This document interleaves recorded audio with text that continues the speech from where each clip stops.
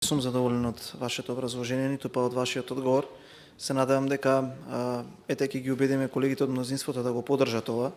бидејќи не може да бидат опција наместо системско решение адхок мерки, со кои што покажувате дека сметате дека иднината на оваа држава или интелекторалниот крем е до толку неинформиран за да може да го подценувате со антикризни мерки. И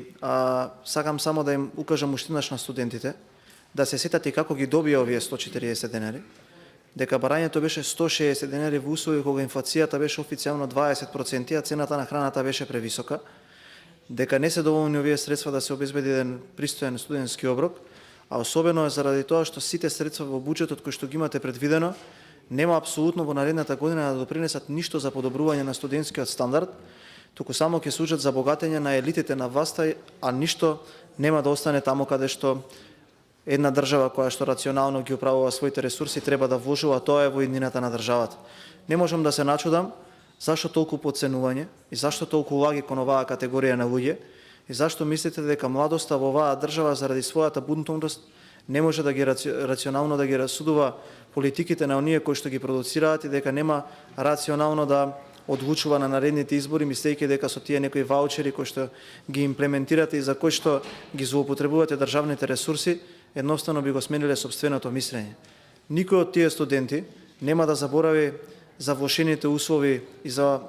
руинираниот образовен систем кој што оваа влада го направи во изминативе 6 или 7 години, за неизградбата на студентскиот град и за тоа што наместо директорот на студентските домови кој што е одговорен за состојбата во нив, ќе ги реконструира и ќе ги подобри условите, ги качува во автобуси да ги носи на Бихачка за да се заблагодарат зашто добиле легло во студентскиот дом. Понатаму, ветувавте чуда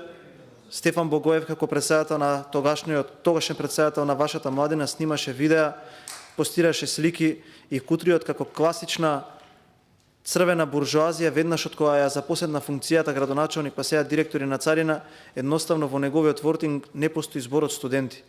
Тоа е тотално слично на една номенклатура на елитисти кои што се залутани во политиката и кои што го гледаат само личниот интерес наместо помошта на студентите и на образованието. Од аспект на квалитетот во образованието би го кажал следно. Република Македонија во изминатите 6 години континуирано паѓа на Шангајската листа и веќе немаме ниту еден универзитет блиско до првите 1500 во светот. Не престанувате да удирате на оние кои што треба да ја градат државата, мислејќи дека вие сте тие кои што треба да бидете преодредени да ги добивате можностите да ги управувате државните ресурси години нанапред. За жал морам да ве разочарам и да ви кажам дека